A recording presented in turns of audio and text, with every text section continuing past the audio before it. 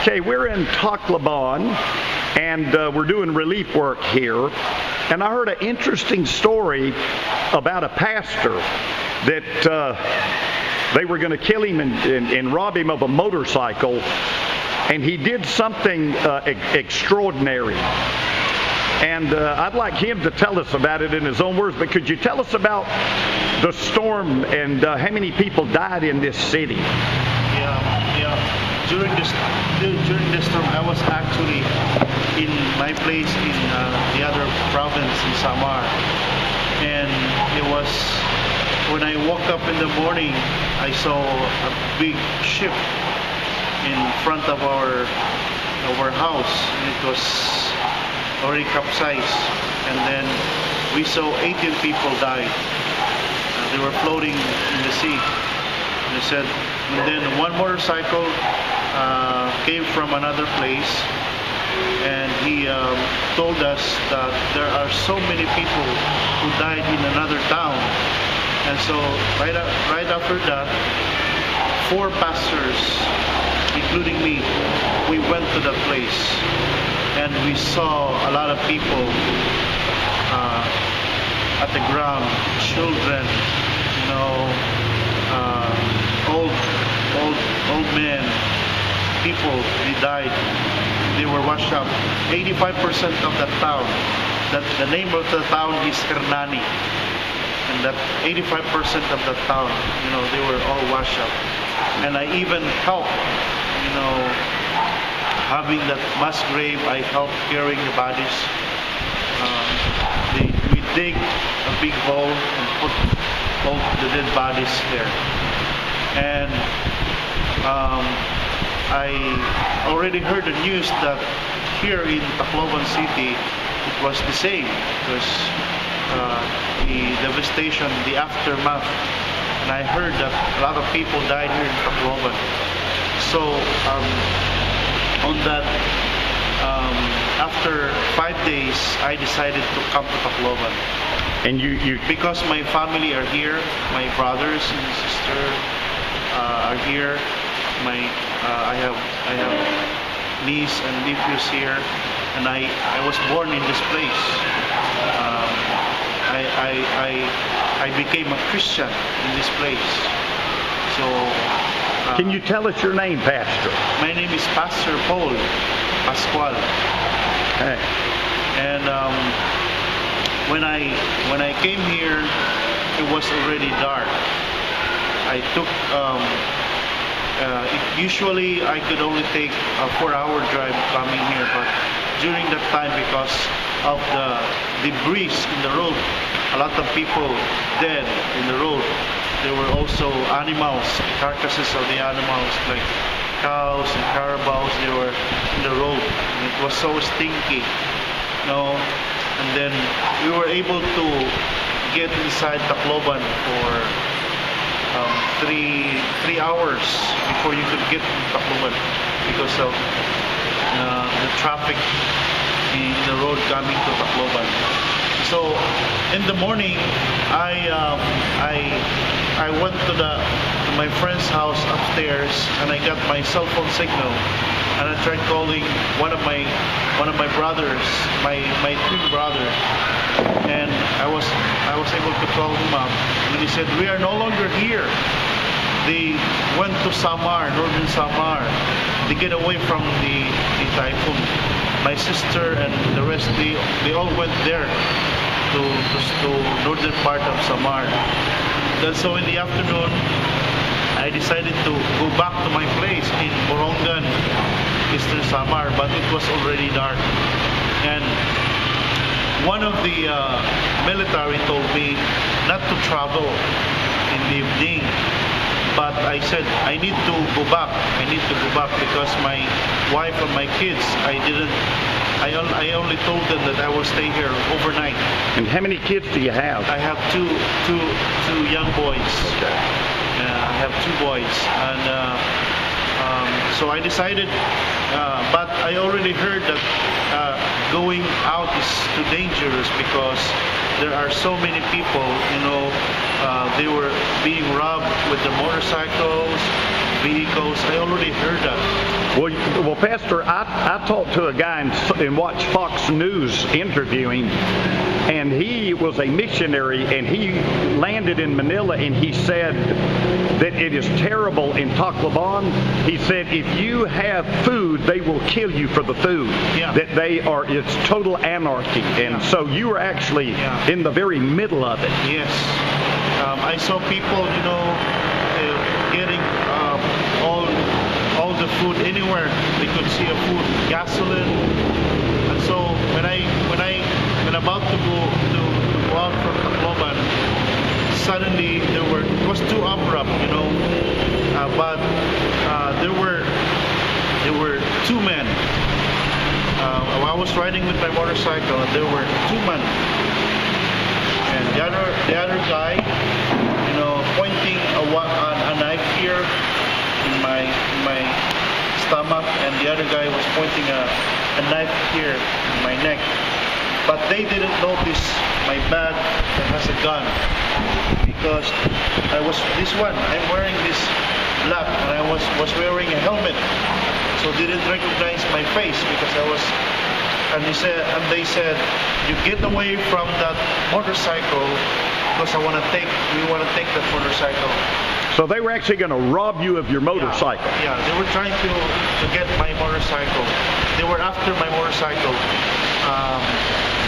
And then I said, no, please don't take away my motorcycle. I said, I just borrowed this. This is not mine. I haven't paid for this yet. And then they were, otherwise they said, if you will not get away from the motorcycle, we will stab you to death. And so they were threatening to kill you. They were, and they would have killed you. Yes. And I was all shaking, I was shaking. And I prayed silently. I said, Lord, give me wisdom. What am I gonna do? I have a gun here just to protect myself. And it was too abrupt. Was that a licensed gun? Yeah, it's about to be licensed. Okay. It's a process. It's already processing good. Processing the license of this gun. And so it was too quick. And I know that if there are only two things that will happen, either I will be killed and they will take my motorcycle, or they will be killed because I have a gun. And so I was praying silently, Lord, give me wisdom. What am I gonna do? And so when they were about to talk, I just doing like this. I was doing like this, and they didn't know that this bag is a quick draw bag. And I hammered down my gun like this, and then when. And was it already loaded and cocked? Yes. I already cocked this. You had already cocked before going out. Okay. Because I heard from the military that it's so dangerous to go out. So the military's telling you not to go out because it's too dangerous. One of the military told me that it's dangerous to go out, and so I decided to cock my gun. So it was a good advice from the military. Because if I didn't cock this, I didn't cock my gun. I have no time to pull the trigger.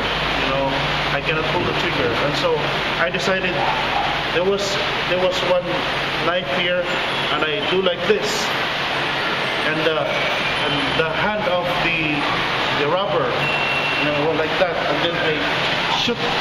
The guy was here. You shot him? Yeah, I shot him. And where did you shoot him? Here. So you weren't trying to kill him? No, I wasn't trying. I was just trying to, push him away. Defend yourself. Yeah. And I defend myself, and I didn't kill him. But I should have killed him. I could shot his head. Yeah. But I decided to here. And so I shot him here. Okay. And so he went down, and he was shot. When I do like this with the other guy, he was no longer there. He ran away. And he got shot because I have a gun. Now, if I didn't bring this, I might be dead. If I didn't. Oh, I'm sure. Or you'd have been out of motorcycle. Yeah. But you weren't going to give up that motorcycle because you had a weapon to make sure the robber wouldn't have his way. I won't give up my motorcycle. So, did you shoot one or did you shoot the other guy too? No, I didn't shoot the other guy. I tried to threaten him. Yeah. But he was no longer there. Right. So it was too dark. So what I decided is that after that I told him the guy was still alive, and I know that he will not be dead because he was just doing like this, and I shot him here. But the only problem because I used a hollow point. I used the hollow point bullet, and so he might be dead. Now I don't know because I left him, but I just told him. I said, I told you not to touch my motorcycle. I just said that. I told you, do not touch my motorcycle. And so I put my gun back here, my bag, and I ran very fast. And I was all shaking up. And after going back to Samar, I was too tired, you know. Did you ever report it to the police? Yeah, I went to Morongan Police Station to blatter that scenario. And what did they say did they say anything about you having a weapon without a license? No, during that, because in Morongan City, the assistant director of the Philippine Police is my close friend. And he was even lending me one of his guns. Okay. But it's good that I already have a gun. Yeah. So the police were actually telling everybody, from what I heard, if you have a weapon, defend yourself. Yeah, and then he said, and even the chief of police said, why did you just shut him down? And I said, no, I don't have the cash to shut him down. That was not my intention. So the police thought you should have killed him. Yeah. And even before going away from Tacloban, the military were taking over in Tacloban, and they were telling us to get a knife, to get anything that you could hold on to your house. Any person, the military told us, any person who would come inside your house, shoot to kill. I order you shoot to kill. Shoot to kill. Yeah, that's what the order of the military. Any person who come into your house, to rob your house, to steal your house, shoot to kill. You bring any weapon that you can have. Wow. So during that time, it was really anarchy. Yeah. Well, that's amazing. And the reason I'm asking, I'm going to send this tape to the NRA. My daughter's a member of it. She became a member when she was 16. And they try to make the NRA, anybody that has a gun in the States, they try to make them look like a maniac.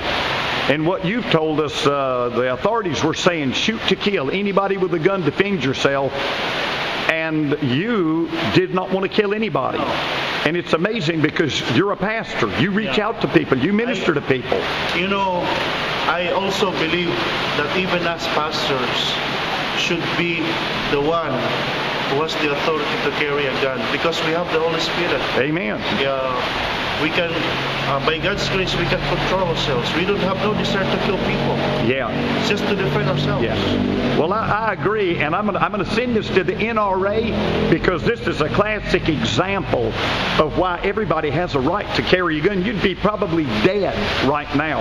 And we're in a city where close to 6,700 have already, they know have died. They don't know how many.